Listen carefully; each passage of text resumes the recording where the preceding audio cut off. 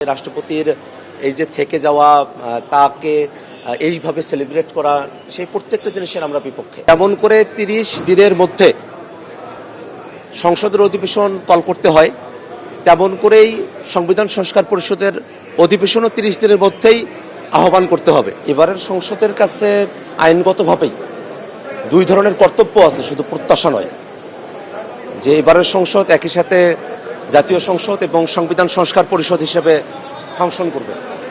আমরা যারা বিরোধী দলীয় এমপিরা আছে, আমরা সংবিধান সংস্কার পরিষদের সদস্য হিসেবে শপথ গ্রহণ করলেও যারা সরকার দলীয় এমপিরা আছেন তারা এখনও সংবিধান সংস্কার পরিষদের সদস্য হিসেবে শপথ গ্রহণ করেননি। কার্যত এটা বাংলাদেশের আইনের লঙ্ঘন। যে জুলাই সনদ বাস্তবায়ন সংবিধান সংস্কার আদেশ প্রণয়ন করা হয়েছে, সেখানে স্পষ্টভাবে বিধান করা আছে যে এবারের সংসদ সদস্যরা একই সাথে সংসদের সদস্য এবং সংবিধান সংস্কার পরিষদের সদস্য হিসেবে দায়িত্ব পালন করবেন এবং একই দিনে তারা শপথ গ্রহণ অনুষ্ঠানে দুইটা শপথই তারা সম্পন্ন করবেন। এবং সে আদেশের মধ্যে এটাও বলা আছে যে যেমন করে ৩০ দিনের মধ্যে সংসদের অধিবেশন কল করতে হয়, তেমন করেই সংবিধান সংস্কার পরিষদের অধিবেশনও ৩০ দিনের মধ্যেই আহ্বান করতে হবে। তো আজকে ৩০ দিনের বাধ্যবাধকতার জায়গা থেকে সংসদের যে কার্যক্রম সেটা শুরু করা হলো, কিন্তু এখনও পর্যন্ত সংবিধান সংস্কার আদেশ অনুযায়ী যে সংবিধান সংস্কার পরিষদের সভা আহ্বান করার কথা, সেটা এখনও পর্যন্ত তার কোনো উদ্যোগই গ্রহণ করা হয়নি। তো এই দুইটা জিনিস কিন্তু শপথ গ্রহণ না করা, অধিবেশন আহ্বান না করা, কার্যত বাংলাদেশের আইনকে লঙ্ঘন করা।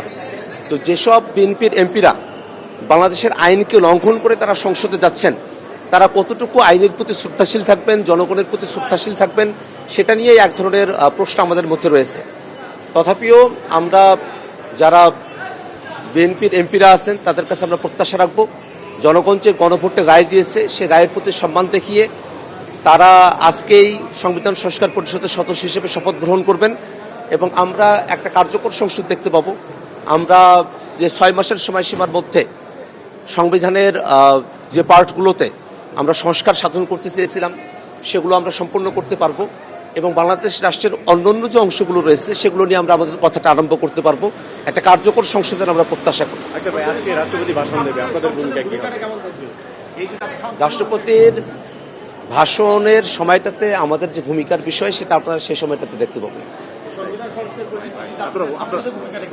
ভাই, আপনারা রাষ্ট্রপতি ভাষণ দেওয়ার সময় আপনারা প্রথম থেকে বিরোধিতা করে আসছেন, আপনারা ভাষণ দেওয়ার সময় ওয়াকআউট করবেন কি না? আমরা বিরোধী দলীয় জায়গা থেকে সিদ্ধান্ত নিয়েছি, আমাদের এখনও মিটিং চলমান রয়েছে এবং রাষ্ট্রপতির যে ভাষণের কথা এখানে বলা হচ্ছে, রাষ্ট্রপতির এই যে থেকে যাওয়া তাকে এইভাবে সেলিব্রেট করা সেই প্রত্যেকটা জিনিসের আমরা বিপক্ষে।